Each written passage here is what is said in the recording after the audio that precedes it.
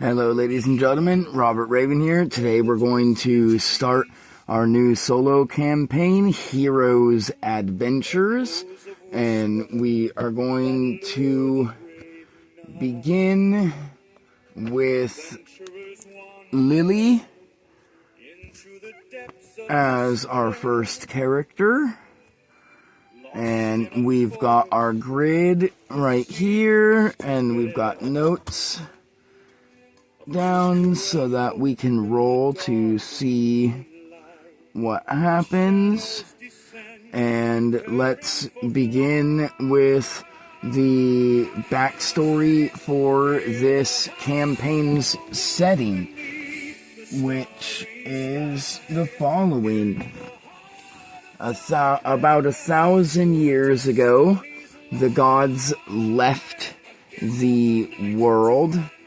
But before leaving the world, they left one blessing upon the earth, which is every human is born with a blessing or a spark, which manifests into a power upon their 16th birthday when they take the blessing ritual, or when they do the blessing ritual.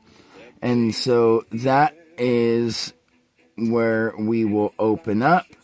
We will begin with Lily in her room, and she is we'll say she's about 5'2", long blonde hair, brown eyes. She's wearing a pink bedrobe, and her room is in the left-hand corner is a massive desk with a huge mirror and a bunch of supplies on it, like perfumes and a hairbrush and fancy different types of old pastel-y makeups and things of that nature. And then on the other side of the room is a mural painted on the wall of a forest. And as she gets out of bed to the sound of the butlers saying, Princess Lilia, it's time to get up. Today is your ritual. You must see what the gods and goddesses blessed you with, so that you may bring hold on. What's the... I had a word. Notes. Right there. Alright. So that you can bring forth glory back to our kingdom. And as she's getting ready and ignoring what the butlers say, we'll say her room is right here, and there's the door. Is that alright? Yeah. So here's her room. R, and then L for Lily's room. And then as we are going throughout the castle grounds, we end up stopping in the food court area where everyone is cooking food, and we will get some breakfast. There's like people preparing stuff over here, and then there's a fire. There's like a fireplace here and here where everything gets cooked. Chimney over here that like it goes wraps up and around, and then there is like tables and stuff over here for the workers to be able to eat. And then after we get breakfast, we continue forward, and then there is, we'll do the cave or kitchen as we come into the ballroom. BR for ballroom, and the ballroom is got a giant chandelier like dangling that is instead of a light, it's like a giant piece of metal that's dangling, and above it, above where like lights would be in it, it's instead holding candles, and it lights up the whole middle area. And then there are smaller hanging chandeliers with candles in each of the four corners to light up the room the rest of the way. And at the end of the ballroom is a giant spiraling staircase, and as we go up the giant spiraling staircase, it leads to the throne room where our mother and father's thrones are.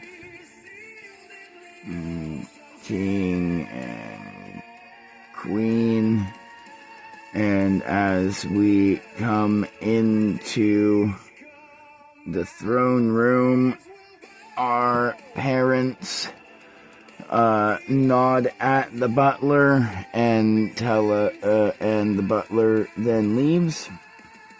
And as the butler leaves and closes the door behind him, the king and queen look at us and say, "All right, Lily, are you ready for the ritual of blessings? I know you've been excited for the past couple years, wondering what your power is going to be, and we have also been quite nervous, hoping that your power can be something that can bring glory back to our once beautiful kingdom that has been plagued by villainy for the past decade." And she says, "Yes, Father, Mother, I'm ready. I will obtain a great power from the goddess, and we will bring our kingdom's glory back to its previous strongholds." And she gets like excited and nervous at the same time while saying this. And as her parents are like, all right, let's begin. As they say, let's begin, the priest and priestess in the corners, they make a magic circle appear, and in the magic circle there is a star and a bunch of magic symbols, and Lily's mother and father say, go ahead, child, step forth into the ritual's circle. And as we step into the circle, we're going to roll percentiles. We have our power, but we're going to roll percentiles to see if our power is, like, if we're able to activate it immediately, or if we have to learn how to activate and use it. So 50 is a reroll, 51 and higher is a success, and 49 and lower is we have to train to use it. And we got 39, so we will have to train, Lily will have to train to be able to use her power. And so as she steps into the circle, she begins to get overwhelmed with a bright light that turns yellow before becoming a deep blue, and then from blue it turns gray. And as the light hits gray, Lily is absorbed within the light as she begins to see a vision of the 3 gods and 3 goddesses. And as she sees them, they reach out their hands, and as she reaches out her hand and they all touch hands together, she begins to glow in a gray light. And as the gray light begins to subside, the symbol of a rat appears above her right breast, up on her chest, right underneath her collarbone. And the voice of the gods and goddesses can be heard within her head, and they say, go forth with the power of the rat. Control, speak with, manipulate, summon these creatures hated by most will be your greatest ally. And as she hears that, the light begins to fade, and we appear back in the room. And as we appear back in the room, our mother and father, the king and queen, and the priest and priestess all look at each other, and they're like excited, and they're cheering, like, yes, it was a success. And Lily looks at her parents in shame, knowing what her power is, and knowing that her power is something that is not one that she wanted. She was hoping to get a power like her mother or father. Her father has lightning and her mother has purifying flames. And so she was hoping to get something like that, but she just like looks down and like kind of depressed as the king and queen like run up and like give her a hug, and they're like, "What's wrong? What's wrong? This is a great day. Today the ritual has been completed and you have been granted your spark by the gods and goddesses. What's wrong, my child?" And she just looks up and starts to cry as she says nothing, and then she runs away. We'll run away all the way back into our room, and we'll lock ourselves in our room. And then let's see if our parents follow us or if they have like someone else follow us. 26. Okay, so, or wait, no. Yeah, 26. Okay, so our parents are the king and queen, so they're super busy, obviously.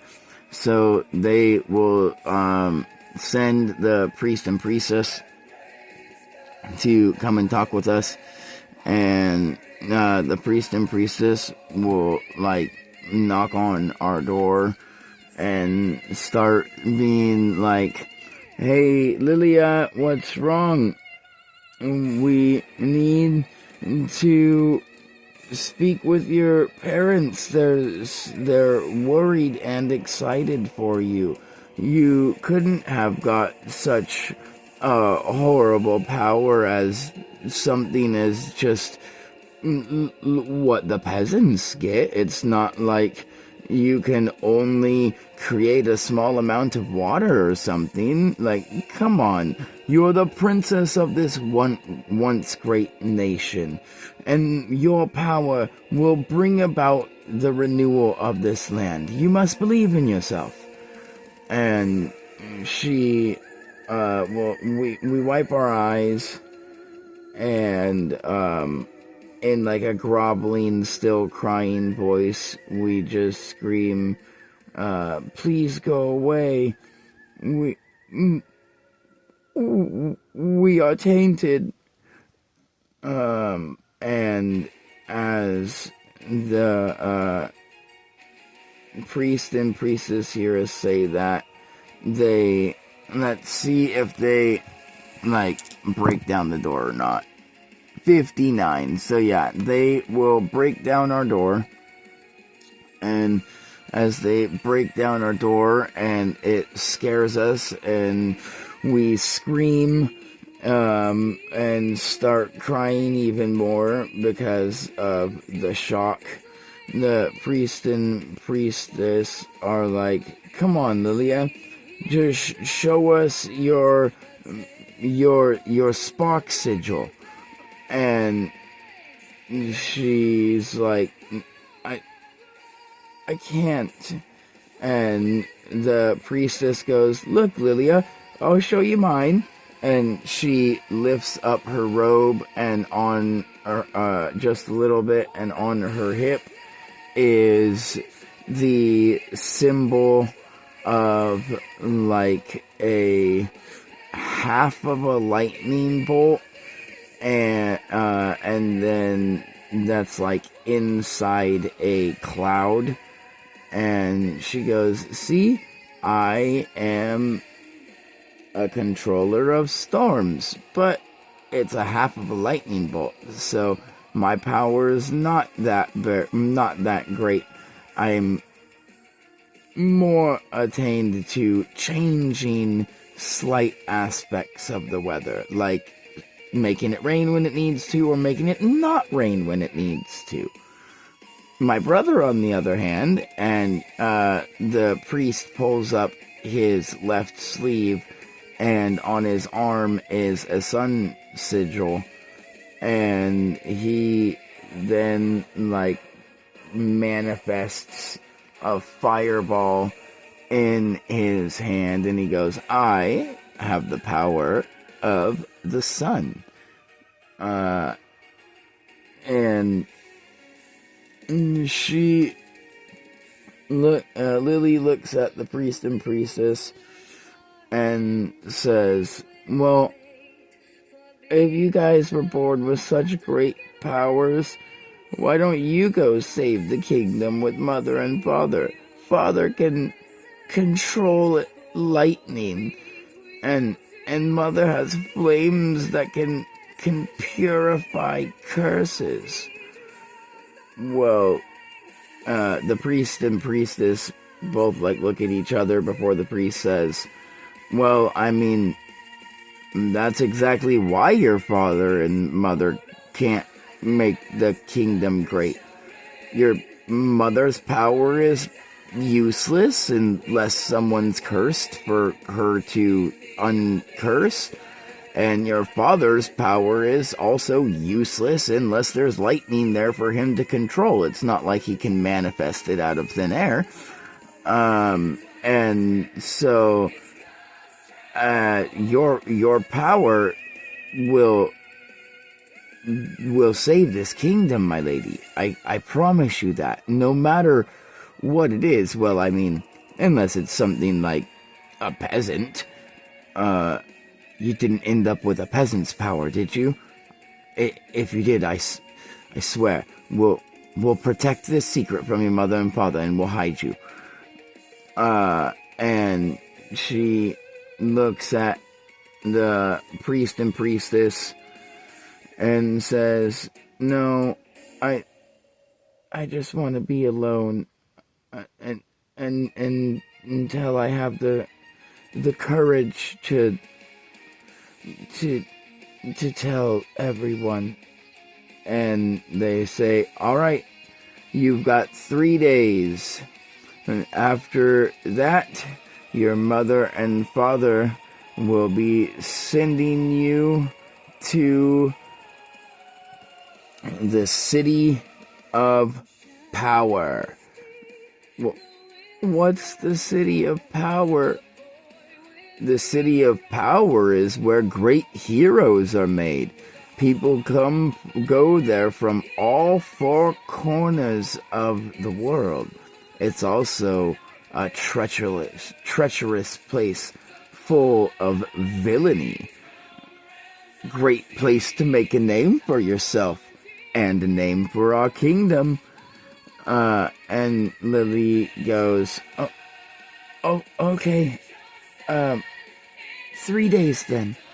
I'll tell you in 3 days. And the priest and priestess go, all right, we will see you in your mother and father's courtroom in 3 days. And she says, okay. And the courtroom is up over here. And unbeknownst, let's see, high, so that's only an 18. So, yes, the priest and priestess were attempting to secretly put a magic contract on us, to force us to go to the courtroom and tell us what, they want to know, but the secret contract did not work, and so we have 3 days to ourselves. We will try and meditate for these 3 days and see if we can get a hold of our power, because we don't really want to tell people what our power is when we can't even, manifest it. So each day we'll have 5 rolls. If we can get 3 consecutive rolls of 50 or higher on any day, then we will have mastered the basics of being able to activate and unactivate and use the basics of our ability. And so first roll is a fail to 94, so that's the third roll and it's a success. 93 and 42, so fail. So we were able to like summon like 1 or 2 rats and like talk to them a little bit before they like dissipated and like turned to ash. And then we rest and go to bed. Next day, that's a fail.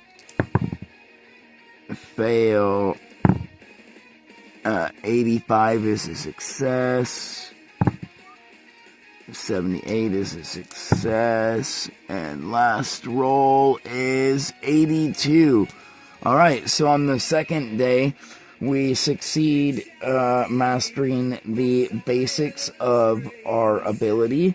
We are now able to summon 3 giant rats and can control and speak with them telepathically.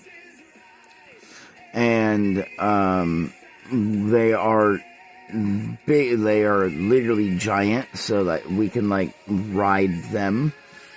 And they stay until their health points are reduced to 0. And so now we let's do this real quick. Let's take a note of our rats. We'll say they have an armor of 15 and health of 30. And then we'll give their fortitude 5, their reflex 6, their will 3, and then their base attack will be half of ours, which will be 5. Alright. And let's see. Sorry about that. Let's see. Rats. And then 3. Alright. Got the notes for our rats. Alright. Now, let's just, we'll rest, and then the third day, we will, just hang out and, like, talk with our rats, and, let's see if, we, like, befriend them or not. Yes, we're able to, so we befriend them. And let's give our rats names. Might as well, since they stay until their health is depleted. So maybe we'll be able to... Alright, let's see. What would Lily name these rats?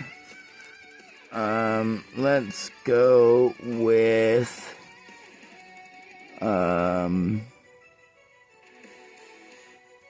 Rex. Rex the rat. Ren the rat. And Rave the rat. Alright. So we've got Rex, Ren, and Rave the rats. Alright. And that'll be our third day. And then and on the third day we wake up and we are greeted by our mother and father, along with the priest and priestess and the main butler, and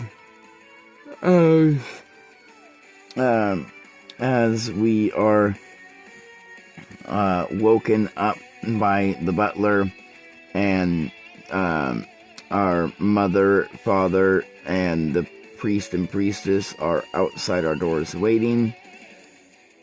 We get ready and we come out of our room, and as we come out of our room, we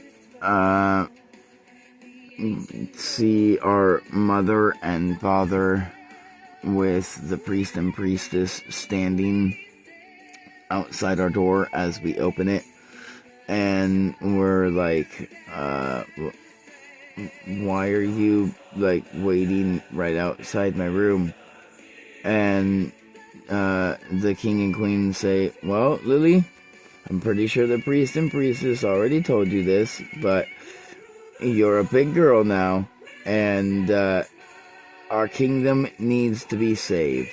So, starting today, here in a couple hours, once the carriage is ready and everything is packed, you will be on your way to Power City to make a name for yourself and bring glory to not only yourself, but back to this kingdom. It is your duty as the kingdom's princess to take this upon your shoulders, for when me and your mother die, the kingdom will be yours. So don't forget, you must also, while you're out there, find a suitable king to bring home to us. And she starts blushing. Lily starts blushing, and then like punches her dad, and is like, why are you saying that? I can rule this kingdom on my own. And her mother, as she's like blushing, and her mother's like, it's okay. When the time comes, you'll find someone that you want to rule with. And as this is going on, we're like walking throughout the castle and on our way to the courthouse, which there's like a secret tunnel in the throne room that leads to the courthouse, or the courtyard, courthouse, whatever you want to call it. It's where they hold not only court and sentence people, but it's also where the king and queen plan their next move and like what they're gonna do for the kingdom and stuff like that.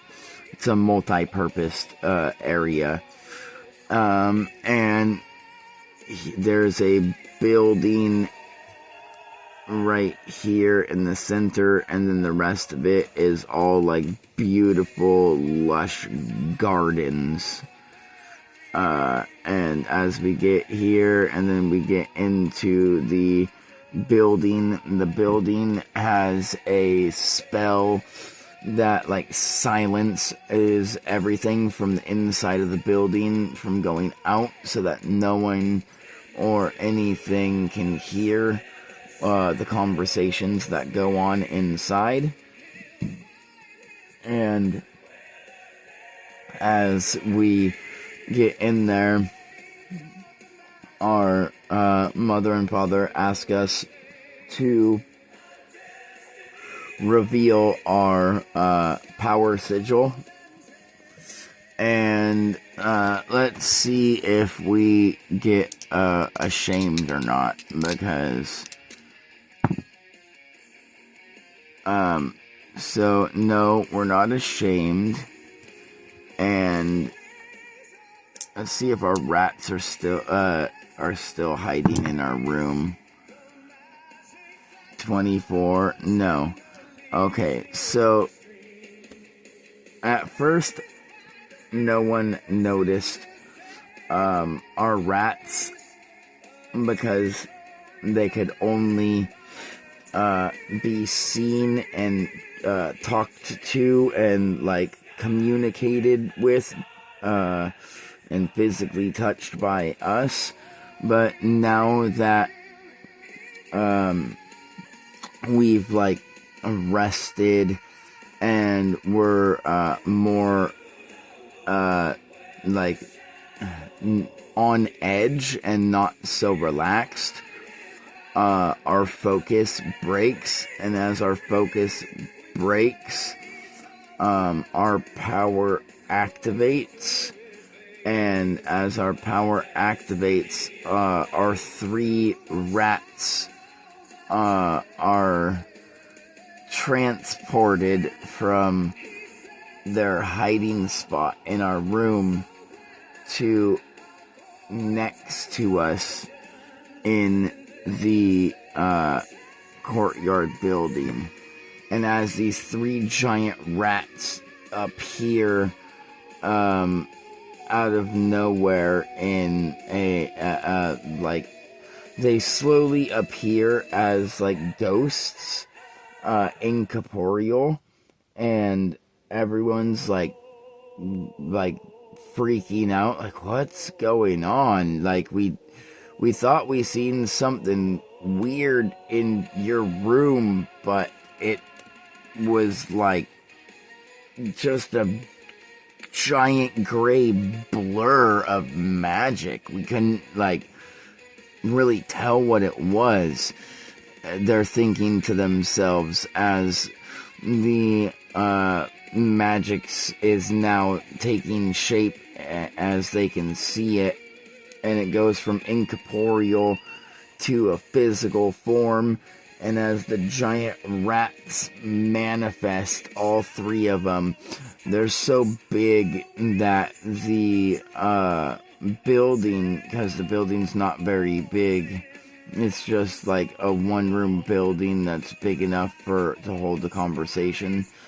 It begins to like collapse as the rats are so big that the support beams like break from them being inside. And as the building begins to collapse, let's see if alright, so they're not fast enough to save our mom and dad, or mom, and then they can't save the priest or the priestess, and because they're focusing on us. We got a night in 93. So the rats, as the building begins to crumble, they all like scurry around us and like lay on top of us and protect us from the building, as the building like smacks and like crumbles down on them, and they all take we'll say let's do 2d6. So 6. So they all take 8 damage. And they like squeal really loud and like start to tear up. And then they like move and get all the rubble off of them and like stand up, and we're underneath. And as we like look around, we let's see. Okay, so that's father, that's mother, that's the priest, and that's the priestess. So as we like look around and like in the rubble, we can like see our dad like partially like in the rubble, like crawling out and like screaming. And as he like gets out of the rubble and he's screaming, peeling away at the rubble, we see a hand underneath the rubble, and as he slowly gets more and more rubble off of the arm, we can see that it's our mother's dress. And we begin to hit our knees and cry as we realize what just happened. And as our father is like screaming and trying to pull the rubble from our mother, the priest has like a sun barrier around himself, and like around him is a bunch of like just like molten, melted like wood and stone and stuff like that, what the building's made out of. It just hit and melted around him. But next to him is the priestess, also crushed underneath the stone with like a huge piece of the roof on top of her chest, crushing her, and she's gasping for air as the priest like lets the sun barrier from around himself dissipate, and he like runs towards his sister screaming, and she just like begins coughing up blood, and she just looks, and she looks at us and says, "It's okay, Lily. It's not your fault. Just remember, with this great power, bring your mother's kingdom glory." And with those last words, the priestess dies in her brother's arms, and as that's happening, our father is finally got all of the rubble peeled from our mother's crushed body, blood everywhere. Her face and body is completely mangled and almost unrecognizable. And as we see this, we scream in terror. And let's see, and we are well, let's see. We'll do high is bad this time, because I like mixing it up. So as we scream in terror, we lose control of our power, which